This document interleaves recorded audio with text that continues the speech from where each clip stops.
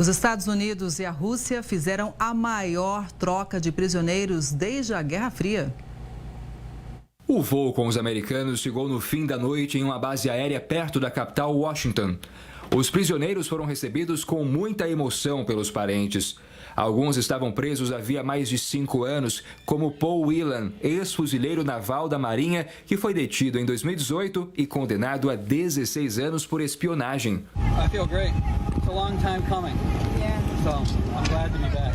O presidente Joe Biden e a vice Kamala Harris foram pessoalmente dar as boas-vindas aos presos. A ação envolveu 6 países, como a Turquia, que serviu como base para a troca dos prisioneiros. Biden agradeceu a cooperação mútua, principalmente da Alemanha, que mantinha em prisão perpétua Vadim Karsikov, um ex-coronel russo acusado de assassinatos. O governo alemão admitiu que aceitar liberar Karsikov não foi uma decisão fácil, mas ele foi trocado pelo jornalista americano Evan Gershkovich. O repórter foi preso em 2023 e condenado em julho deste ano a 19 anos de prisão por espionagem. Entre os libertados estão ainda a jornalista americana de origem russa, Alsu Kurmacheva, e o ativista Vladimir Kara-Murza, ferrenho opositor de Vladimir Putin. A negociação envolveu a troca de 26 prisioneiros dos dois lados. Em Moscou, o presidente Vladimir Putin recebeu os cidadãos russos com flores e abraços no aeroporto. E quem chega para analisar esse e outros assuntos internacionais é o Manuel Furriela, que é mestre em Direito Internacional pela USP.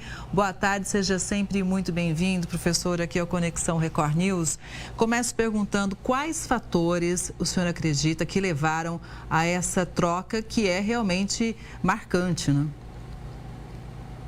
Com certeza, né? A gente tem sempre nessa situação alguns fatores que são levados em consideração. Tem que haver ali um grande interesse por parte do Estado de nacionalidade do prisioneiro em libertá-lo por qualquer motivo que seja porque é às vezes alguém que não cometeu propriamente um crime, mas esteve em algum estado autocrático, que tem uma ditadura, onde não há liberdade de expressão, acaba sendo preso, né, no nosso conceito completamente equivocado.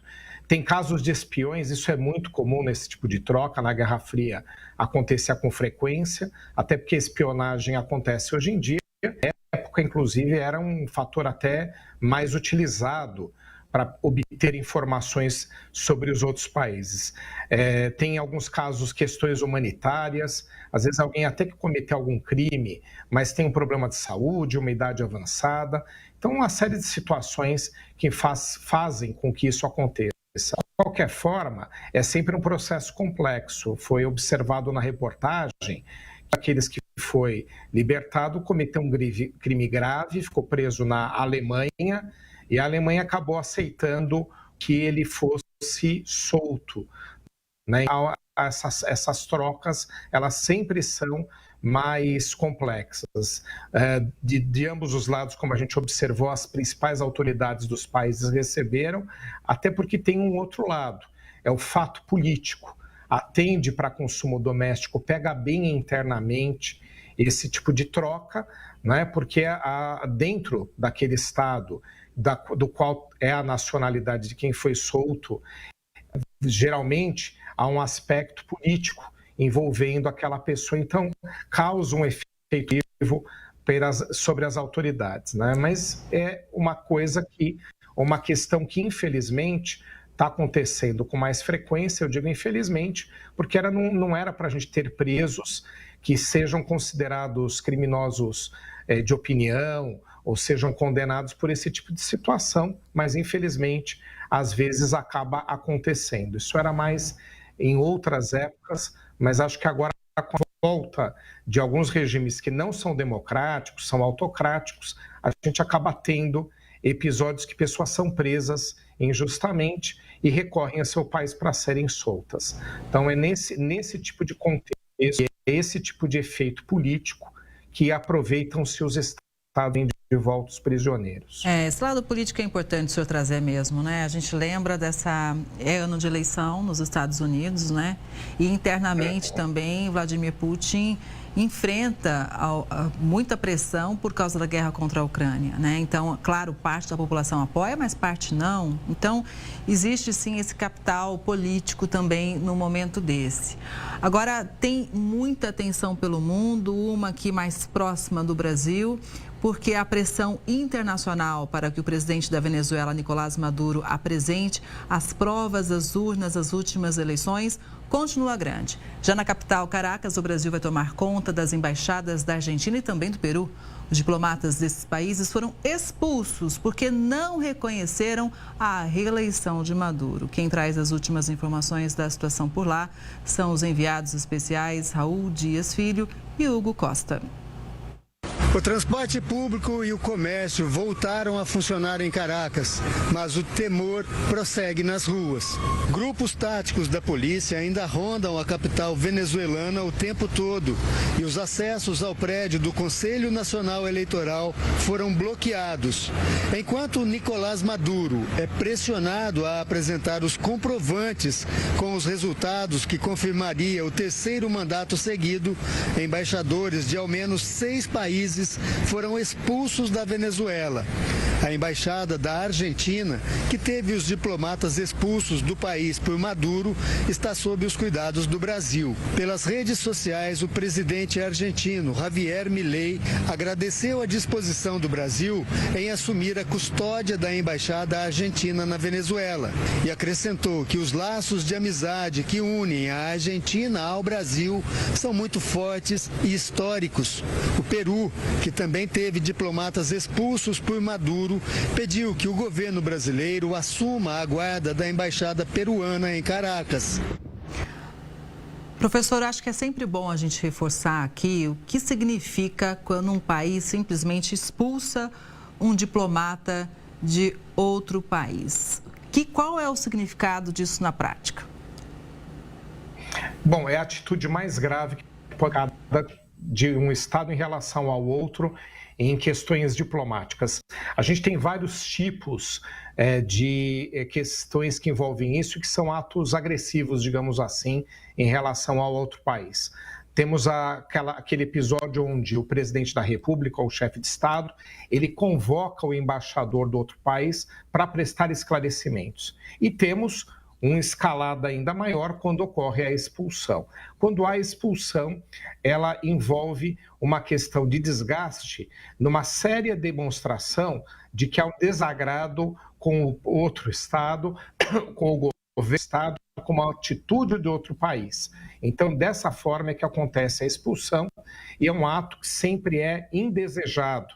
Veja só que o Brasil não tem nenhum histórico nesse sentido, né? Independentemente das situações ou das disputas que o Brasil teve já com outros países, ele não teve esse tipo de atitude, porque tem que ser em casos extremos, e não é o caso da Venezuela, onde é totalmente discutível essa eleição. Foi um processo todo ele turbulento.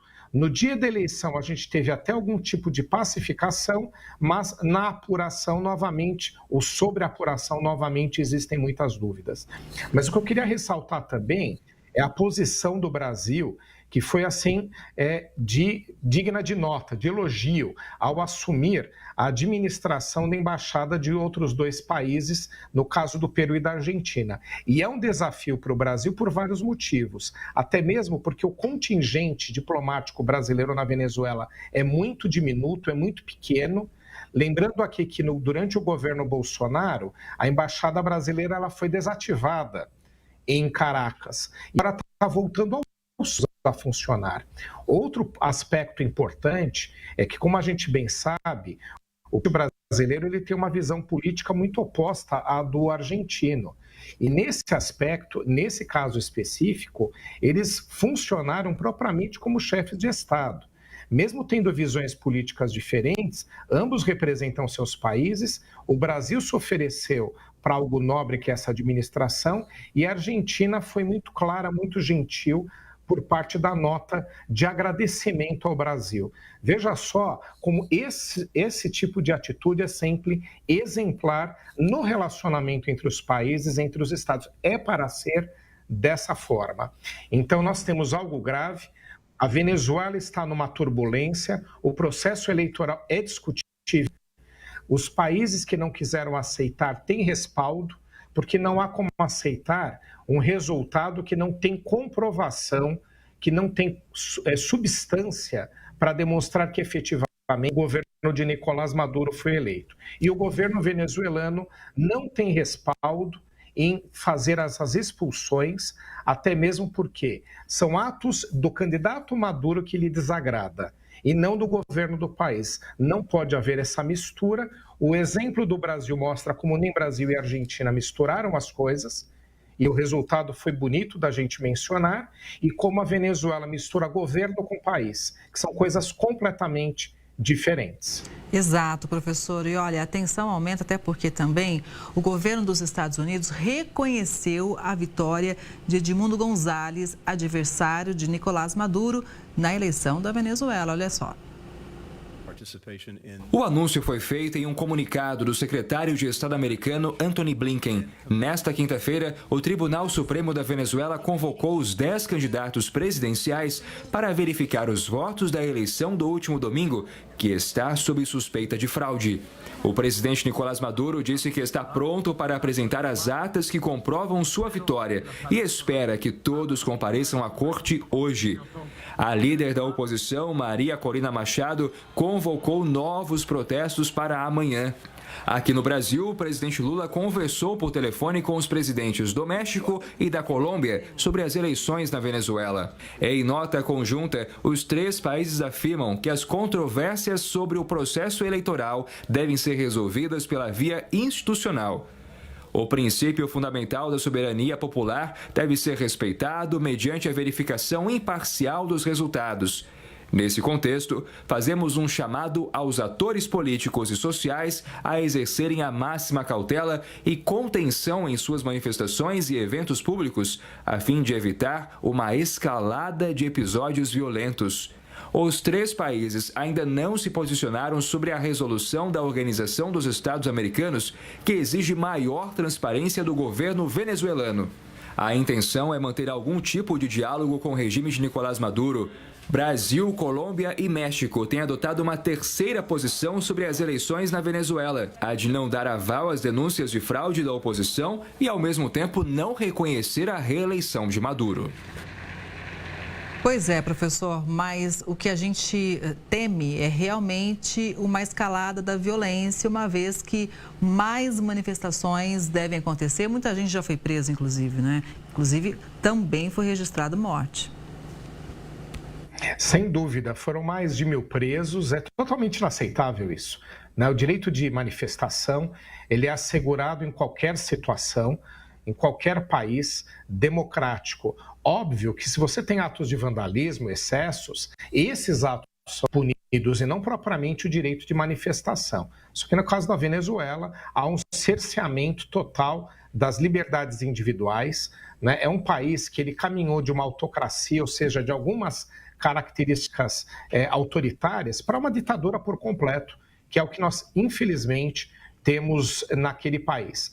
E em relação às posições e mortes aconteceram, só que também fazendo uma ressalva, entre 8 e 20 mortes, também os dados oficiais não são confiáveis, aconteceram, mesmo que fosse uma.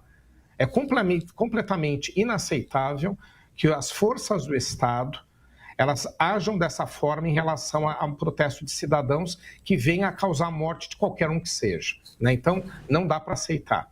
Em relação à postura dos países, a do Brasil eu sempre fui muito crítico, principalmente no ano passado, no apoio ao governo de Nicolás Maduro. Mas agora, neste ano, aqui nessa questão em específico, eu acho que está correto o governo brasileiro em fazer ou tomar uma atitude meio termo, em dar a oportunidade a qualquer uma das partes, seja Nicolás Maduro ou os opositores, a apresentarem resultados que comprovem que o outro foi eleito, ou até mesmo que houve ou não houve fraude. Então, abre-se essa oportunidade. Está havendo uma demora, eu sei disso, mas eu acho que é razoável, até mesmo porque moderar um pouco em relação ao que está acontecendo na Venezuela é uma parte de um processo da gente colaborar com a pacificação. E o governo americano fez o reconhecimento que o opositor saiu eleito, porque existem evidências. Mas, mesmo assim, eu acho que o aguardo é o mais prudente.